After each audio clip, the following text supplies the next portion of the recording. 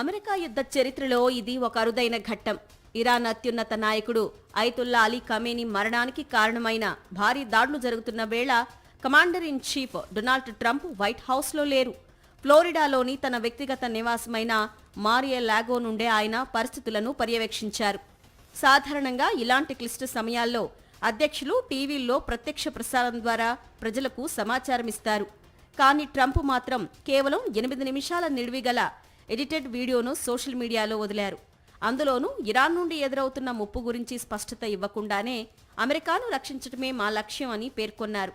మరోవైపు యుద్ధం ప్రారంభమైన కొద్ది గంటల్లోనే ఆయన తన క్లబ్లో జరిగిన ఒక భారీ నిధుల సేకరణ విందులో పాల్గొనడం చర్చనీయాంశంగా మారింది. యుద్ధ గంభీరత కంటే తన రాజకీయ కార్యక్రమాలకే ఆయన ప్రాధాన్యత ఇచ్చారనే విమర్శలు వినిపిస్తున్నాయి.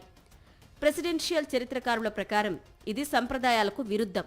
గతేడాది ఇరాన్ అణు కేంద్రాలపై దాడులు జరిగినప్పుడు వైట్ హౌస్ నుండి ప్రసంగించిన ట్రంప్ ఈసారి మాత్రం కేవలం ట్రూత్ సోషల్ పోస్టులకే పరిమితమయ్యారు. White House communications director Steven Cheung మాత్రం ఎవరూ భయపడొద్దు, ట్రంప్ను నమ్మండి అంటూ ఎక్స్ వేదికగా ప్రకటన చేశారు. అయితే ఒక సార్వభౌమ దేశంపై ఇంత పెద్ద ఎత్తున దాడులు జరిగినప్పుడు ప్రజలకు సరైన సమాచారం ఇవ్వకపోవడం, ముందు కాల్చడం తర్వాత సమాధానం చెప్పడం లాంటిదని విశ్లేషకులు అభిప్రాయపడుతున్నారు. ప్రస్తుతానికి ఇరాన్ నుండి ప్రతీకార దాడులు మొదలయ్యాయి. ఇజ్రాయెల్లో సైరన్లు మోగుతూనే ఉన్నాయి.